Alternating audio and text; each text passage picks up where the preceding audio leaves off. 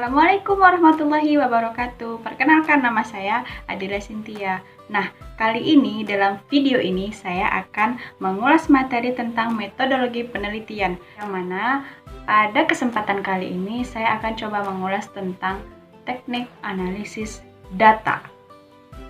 Nah, sebelum masuk kepada poin yang terkhususnya, kita harus mengerti dulu apa itu analisis data deskriptif. Menurut Taylor dan Bogdan 1984 mengemukakan tentang deskripsi ini, yaitu berupa kata-kata, tulisan, atau lisan yang dilakukan oleh tingkah laku manusia yang bisa kita amati. Singkatnya demikian ya teman-teman. Analisis data deskriptif adalah bentuk analisis data penelitian yang mana menguji generalisasi suatu penelitian dari satu sampel. Kemudian deskripsi yang baik itu adalah kita yang menggambarkan segala sesuatu tentang tingkah laku manusia yang mana itu sangat berguna bagi masyarakat luas. Tentunya yang nantinya akan bisa kita disponsori oleh pemerintah atau organisasi-organisasi lainnya yang mengakibatkan penelitian ini berefek sangat baik untuk perkembangan apa-apa saja yang bermanfaat bagi masyarakat ke depannya.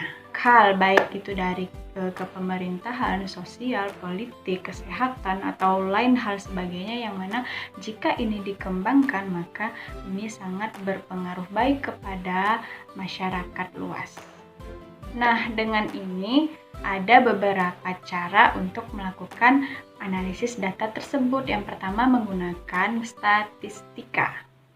Yang mana dengan statistika ini kita akan cenderung menggunakan angka-angka atau yang bisa kita lakukan dengan menggunakan tabel atau frekuensi distribusi yang kemudian nanti akan menemukan kecenderungan-kecenderungan mana yang tingkat yang terendah, tertinggi, menengah atau landai tinggi curamnya sebuah data. Kita menggunakan banyak diagram-diagram, baik itu diagram batang, diagram lingkaran. Tahap persiapannya itu yang pertama kita harus mengidentifikasi masalah terlebih dahulu, kemudian kita merumuskan masalah, kemudian mengadakan studi pendahuluan, kemudian merumuskan hipotesis, menentukan sampel penelitian, dan yang terakhir itu menyusun rencana penelitian.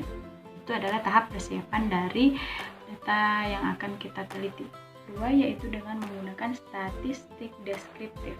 Cara ini yaitu hanya saja kita mengemukakan data itu dengan cara mendeskripsikan, yaitu untuk bertujuan mengeneralisasi data yang ada. Data ini hanya mengakumulasikan data yang baru saja ada dengan cara mendeskripsikannya.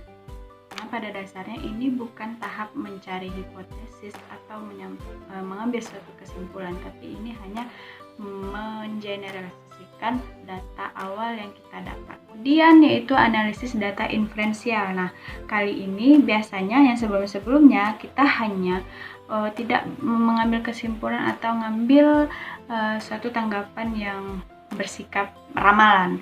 Namun pada tahap yang sekarang ini kita sudah diberikan wewenang untuk mengambil sebuah kesimpulan. Bukan hanya sekedar memaparkan data, tapi kita sudah menganalisis dari data-data yang sudah ada.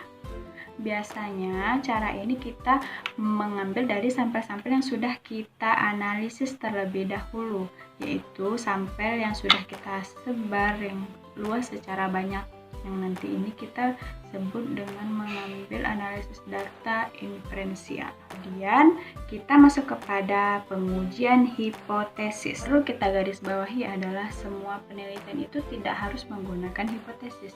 Tidak semua penelitian menggunakan hipotesis. Hipotesis ini akan muncul setelah kita mereview literatur dan mengemukakan kerangka pemikiran kita. Jadi setelah itu maka lahirlah hipotesis. Nah, yang perlu kita ketahui bedanya hipotesis dengan hipotesis statistik. Nah, kita ambil garis besarnya. Apa itu hipotesis statistik? Hipotesis statistik ini adalah hipotesis yang mana nanti akan digunakan ketika peneliti sudah mengumpulkan sampel atau populasinya. Maka digunakanlah hipotesis statistik. Masuk kepada yang selanjutnya, yaitu pemilihan metode statistik. Untuk ini kita harus tahu dulu di mana letak golongan dari apa yang kita teliti. Nah, skala variabel apa yang kita gunakan, kemudian nanti baru bisa kita menggunakan statistik parametrik atau non parametrik.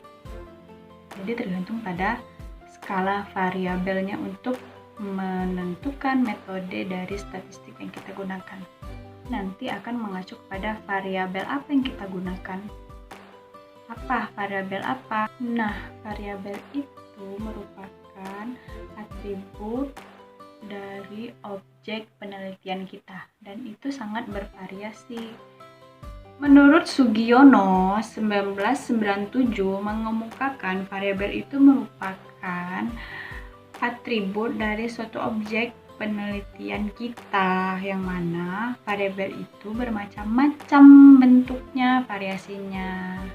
Gitu teman-teman. Dari pelajaran yang lalu yang sudah diulas oleh kelompok sebelumnya tentang variabel, kita sudah sama-sama tahu bahwa variabel itu macamnya ada dua. Yang pertama ada variabel terikat, yang kedua yaitu variabel bebas. Jadi untuk menentukan metode apa yang akan kita gunakan, jadi itu tergantung pada variabel apa, skala variabel apa yang kita gunakan, karena memang yang sudah dikemukakan Sugiono bahwasannya variabel itu bermacam-macam bentuknya dan variasinya. Contoh dari penelitian deskriptif itu sendiri yaitu sikap pemilih sebelum adanya pemilu, yang mana nanti kita akan menganalisis dari segi pendidikan, pekerjaan, lihat dari sudut pandangnya, dari jabatannya atau cara kerjanya atau karismatik yang lain-lainnya. Mungkin sekian contoh dari penelitian deskriptif. Terima kasih teman-teman sudah menonton video dari saya. Semoga bermanfaat. Kalau ada kekurangan mohon maaf, dan jika ada usulan atau masukan silahkan komen di bawah. Terima kasih. Assalamualaikum warahmatullahi wabarakatuh.